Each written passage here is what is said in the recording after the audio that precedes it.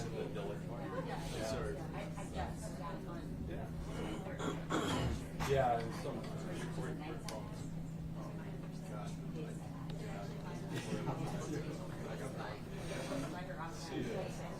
Oh yeah. Is it good? Oh. Yeah. Yeah. Is it Monday through Friday?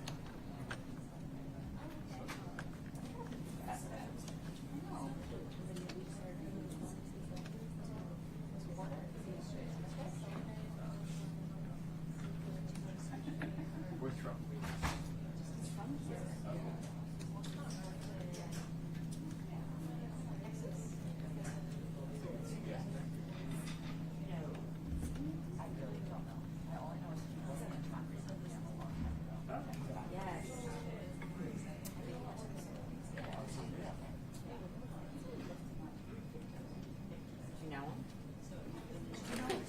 Did you know Victor from Mizzou?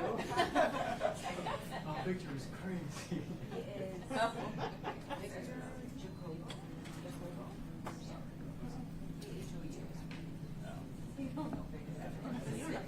He's your buddy. Hello. I was running all day. What's up, buddy? I go see him for the first time. So we heard. You're like, so how? Yeah. It's so hard.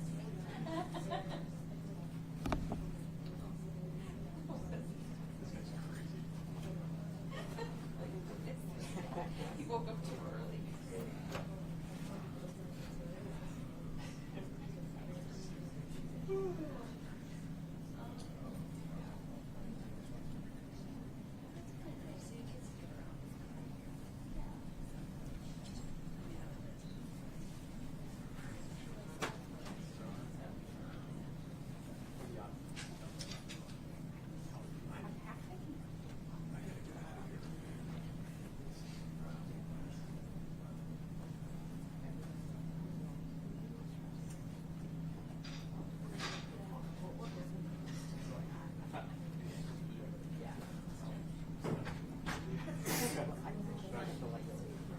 Maybe.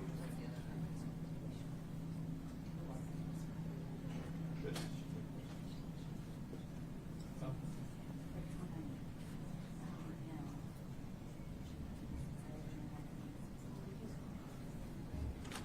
So this is y'all have a question over the follow-up? Yeah. Oh, yeah. Oh, yeah. One question, one follow-up. I should do mine like this. Just like this. The form, you know the form. Film myself.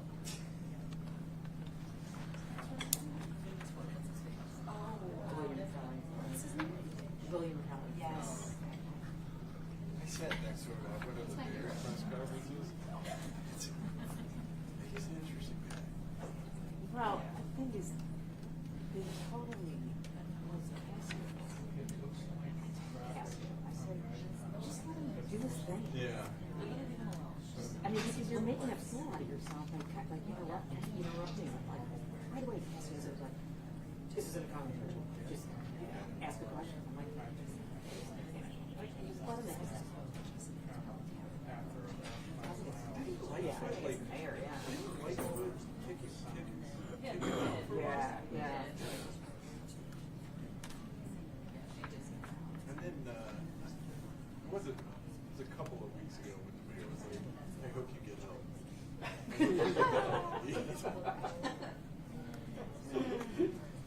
The shade things. That's ridiculous. Must have thought I was throwing shade. I was wearing them. I threw it in. Because we used this. I used it in that piece because I was like,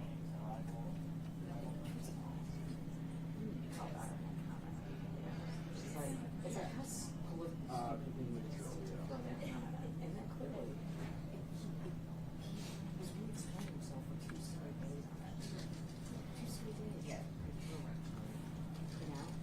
I asked him about it. I said, why do you feel the need to explain yourself on this? And clearly you're worried about what you said yesterday in your relationship with Homeland.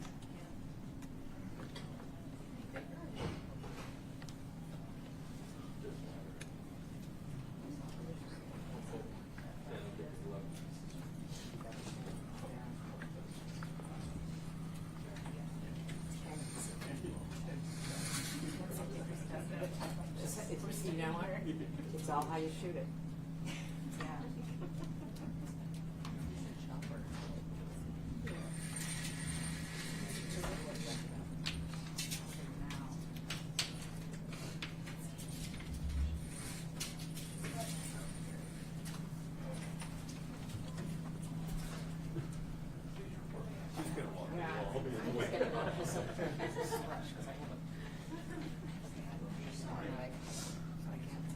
Is she out? Is she out there? Is she out there fighting them?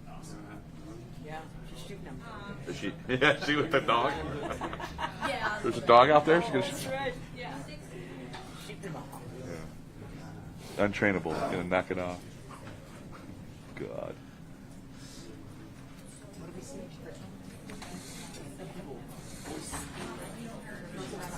Yeah.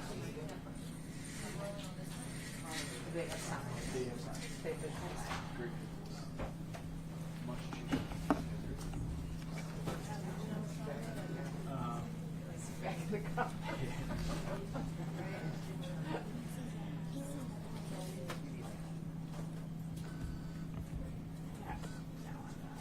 Brandon Johnson.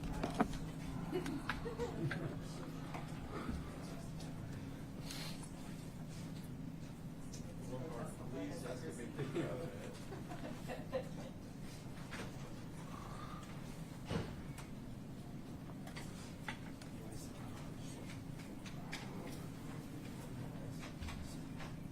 When my house gets screwed up, screwed up.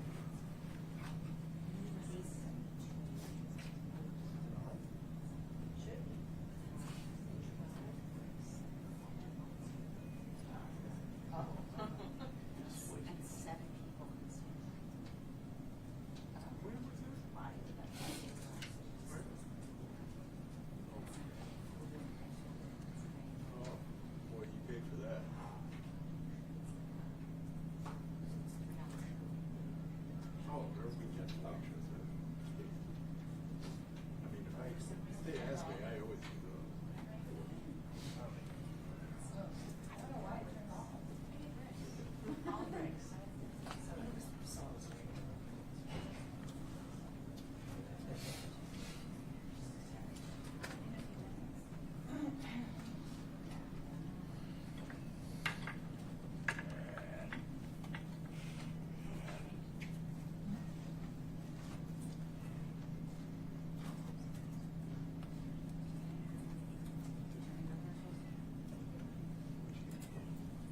When she comes in, we want you to step back just a feet there. Thank you.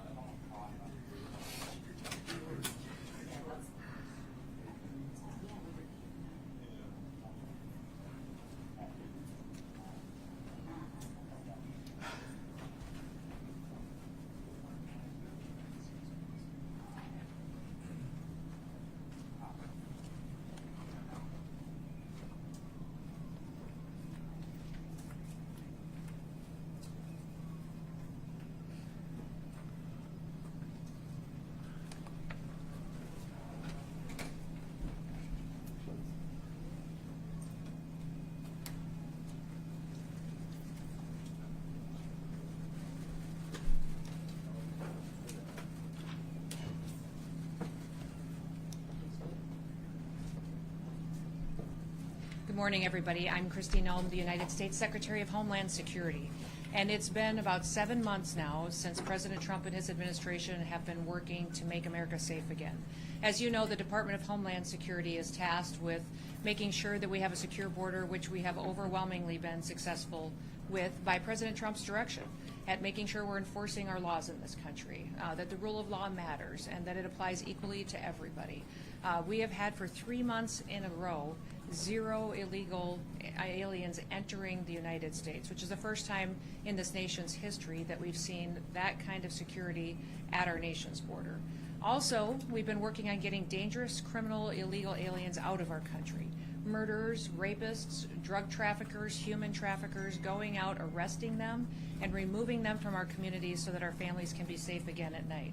Our top priorities have been these 2 items: securing our borders and arresting dangerous criminals and removing them from our cities and our towns and our states across the country from coast to coast. Since President Trump has taken office, we have arrested hundreds of thousands of these illegal criminals. I'm here today because the elected leaders in this state of Illinois are ignoring the law. In fact, they're being obstructionists when it comes to getting dangerous criminals off of their streets. They are deciding that dangerous criminals that are murderers, rapists, money launderers, have committed assault, that are trafficking children, are more important than the families that live in the communities here. That includes Governor Pritzker, Mayor Johnson, and others who have worked so hard to protect these dangerous criminals. They'd rather be a sanctuary state and continue to put those individuals above American citizens who built this country, who have raised their families here for generations, and just want to be able to walk down the street safely at night and put their kids to bed and live a peaceful life. Today I'm highlighting 4 different examples of individuals that we've recently arrested here out of this office with the good work of ICE and our HSI officers that we've taken off the streets without the help of the governor or the mayor.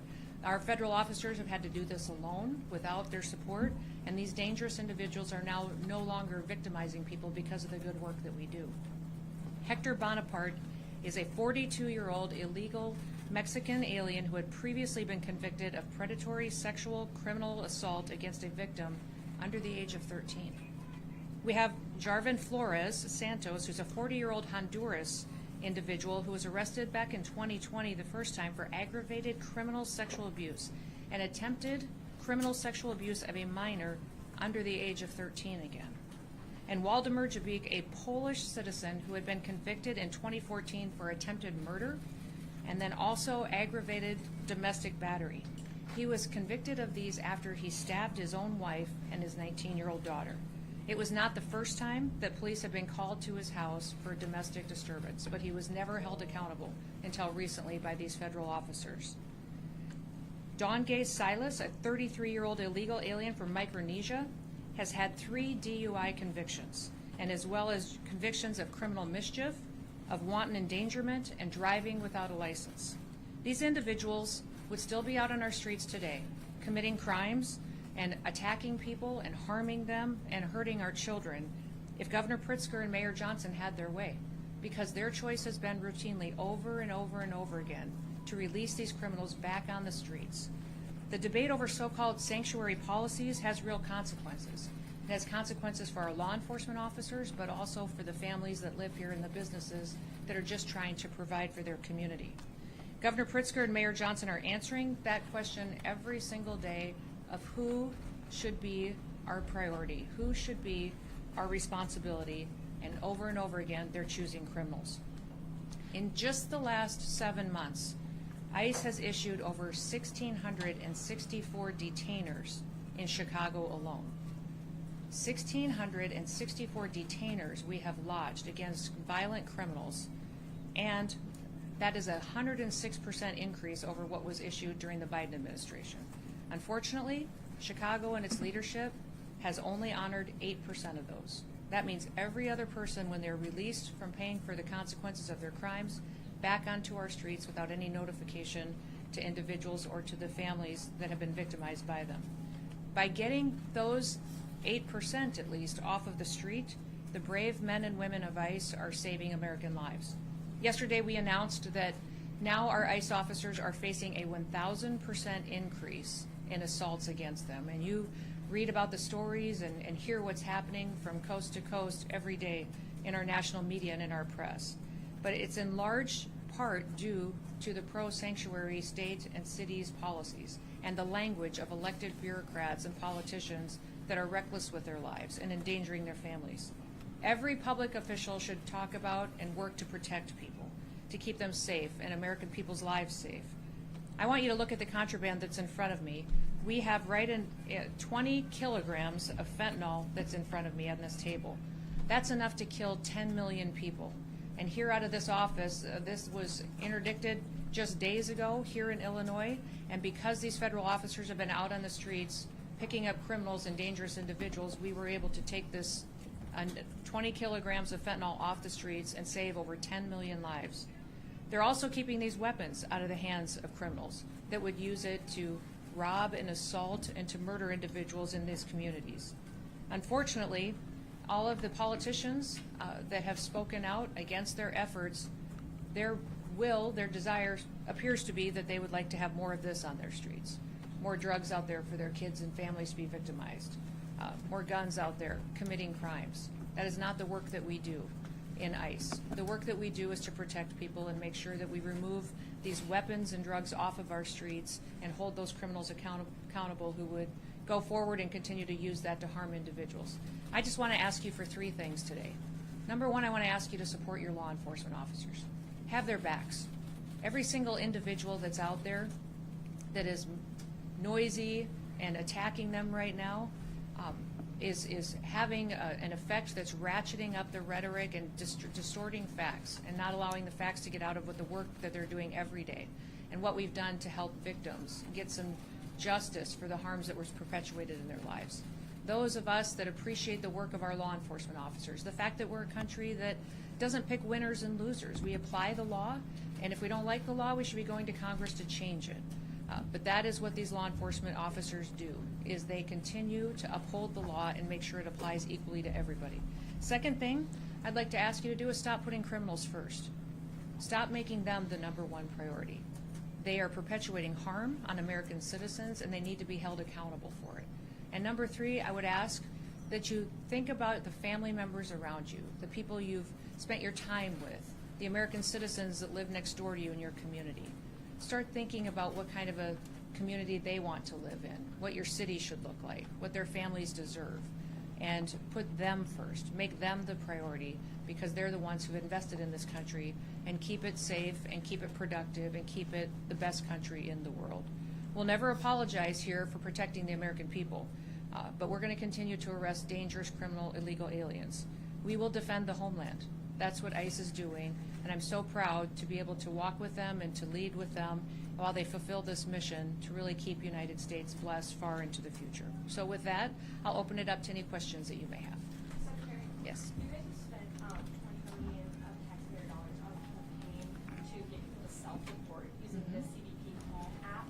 How many people have actually done that? What's been the return on investment for taxpayers in that campaign? Well, actually, the 20 million campaign was to send a message to people that if they were here in this country illegally, that they should go home on their own. If they wait until we arrest them and we have to remove them, they'll never get the chance to come back to the United States. So it wasn't just on the app, it was also encourage them to voluntarily go home. We know thousands and thousands of people have used the app, but we also know that hundreds of thousands of people have left on their own, not utilizing a government program to do so. I've been to, I think, 10 different Central American and South American countries and visited with their presidents, with their foreign ministers, interacted with the Department of State, and over again I'm hearing that hundreds of thousands of their citizens are coming home voluntarily. They've seen the ads, they've seen the messages on social media that if they go home on their own, they'll get the opportunity to come back to the United States the right way. And so most of these countries as well are setting up programs to welcome their individuals home.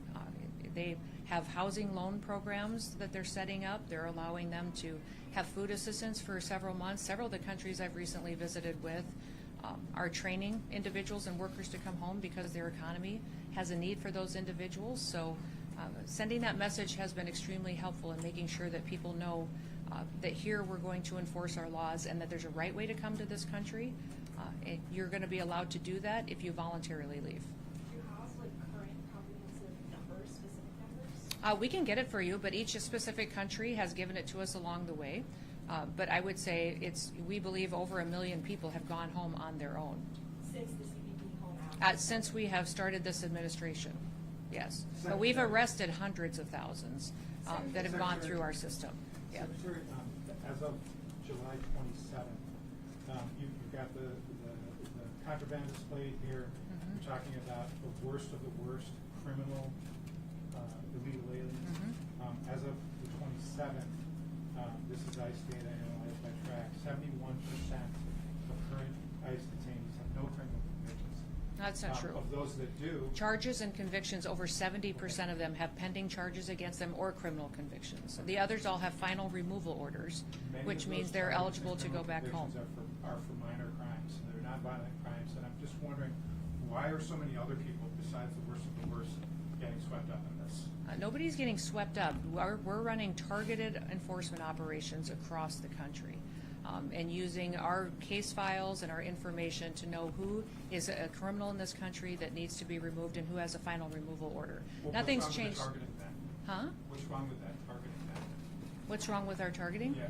Why are so many other people who are just here to work and they're following the law? They're not following the law if they're here illegally. There's a right way to come to this country. Immigration And so, violators, yes, but they're following criminal laws. You're talking about criminals here. yes, I'm talking about criminals in these situations, absolutely. But we also have every situation where we have those that have final removal orders need to go home because their due process is over and they have their paperwork and they're ready to travel. So that has been the priority since the very beginning. Nothing has changed, and over 70% of these individuals that we have gone out and arrested and removed from the country have had those pending charges and criminal convictions against them. That has always been the goal of the president. What is your policy specifically about identification and masks for ICE agents? Are they being told they do not have to identify themselves? ICE is always wearing something that identifies them, who they are, and what operation they're out on. I would say that they wear masks at times to protect their identities from dangerous situations.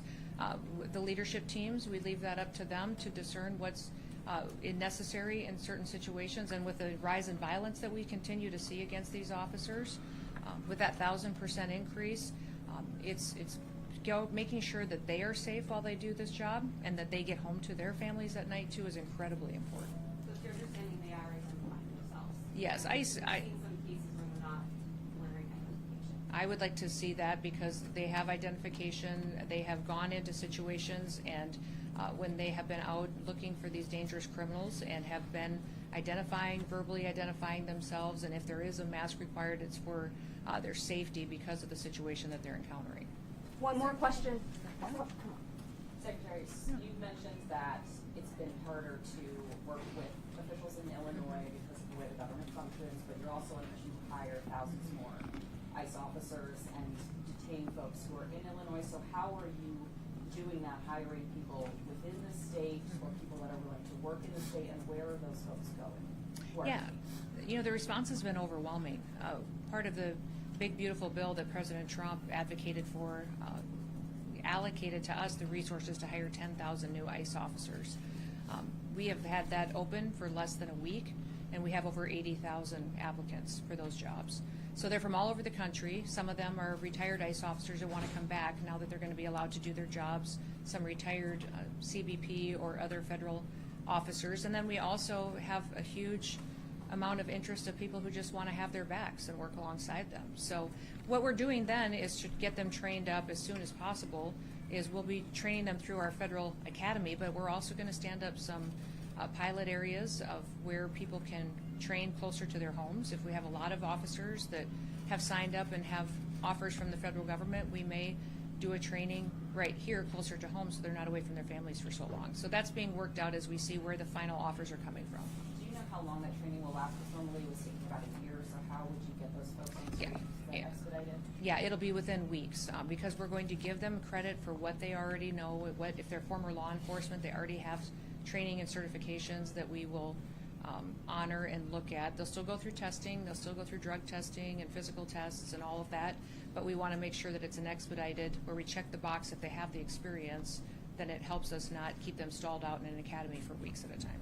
Secretary Noem, I just wanted to ask how ICE operations have been impeded by sanctuary city policies, if they have, and do you feel like you're still on target to reach the amount of arrests that you would like in those sanctuary areas? Well, the lack of information sharing is hard. I would say anybody who serves in law enforcement would say they're used to partners. They're used to being able to call up a local law enforcement officer, a sheriff, a highway patrol officer, and say, hey, do you have any information on this individual that is a murderer that's been cited in your city? That's not happening in Illinois. And when we're calling on those most dangerous individuals, when they're being released from your prisons, they're not even letting us know, not honoring our detainers. When we lodge a detainer against someone, it's when you let that person out of jail who's been paying the consequences, let us know so that we can pick them up and get them out of the country.